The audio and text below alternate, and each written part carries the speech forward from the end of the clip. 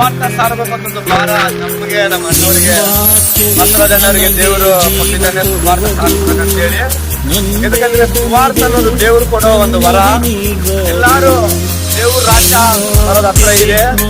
ಎಲ್ಲಾರು ದೇವರು ಸುವಾರ್ಥ ಸಾರಬೇಕಂತ ಹೇಳಿ ನಾನು ನಮ್ಮ ಮನವಿ. ಎಲ್ಲಾರಿಗೆ ಏನಂದ್ರೆ ಪ್ರತಿ ಒಬ್ಬರು ಸುವಾರ್ಥ ಸಾರಬೇಕು. ದೇವರು ಮಕ್ಕಳಾಗಿ ದೇವರು ಕೊಟ್ಟಂತ ಭಾರ ಸುವಾರ್ತೆ.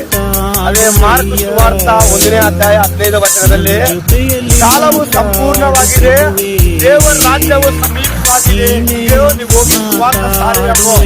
ಆ ಮಾತಿಗಾಗಿ ದೇವರ ವಾಕ್ಯ ಆಜ್ಞೆಗಾಗಿ ಪ್ರತಿಯೊಬ್ಬರು ದೇವರ ಸುವಾರ್ಥ ಸಾರರಾಗಿ ಇರಂದ್ರೆ ದೇವರ ರಾಜ್ಯ ಹತ್ರವಿದೆ. ಎಲ್ಲಾ ಅನೇಕ ಜನಗಳಿಗೆ ನೀವು ಸುವಾರ್ಥ ಸಾರದೆ.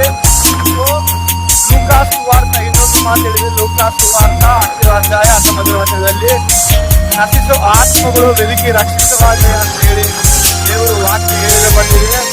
ಆ ವಾಕ್ಯ ಮುಖಾಂತರವಾಗಿ ಎಲ್ಲಾ ಆತ್ಮಗಳು, ಒಂದು ಆತ್ಮಗಳು ನಶಿಸಿ ಹೋಗಬಾರ್ದು ಅಂತ ಹೇಳಿ ಪ್ರಭು ಮನವಿ ಕೊಟ್ಟಿದ್ದಾರೆ. ಆ ವಾಕ್ಯಗಾಗಿ ಎಲ್ಲರೂ ಪ್ರಯಾಣ ಮಾಡಿ ಸುವಾರ್ಥ ಸಾರಬೇಕಂತ ಹೇಳಿ ಮೇಲೆ ಮಳೆ ಬರ್ತಿದೆ. ಅದಕ್ಕೆ ವಿಡಿಯೋ ಮಾಡಿದ್ದೀವಿ.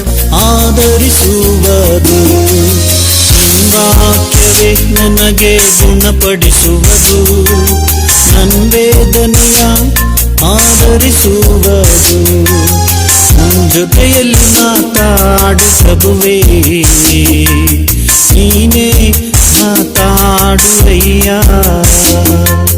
ನನ್ನ ಜೊತೆಯಲ್ಲಿ ಮಾತಾಡು ಪ್ರಭುವೇ, ನೀನೇ ಮಾತಾಡುವಯ್ಯ.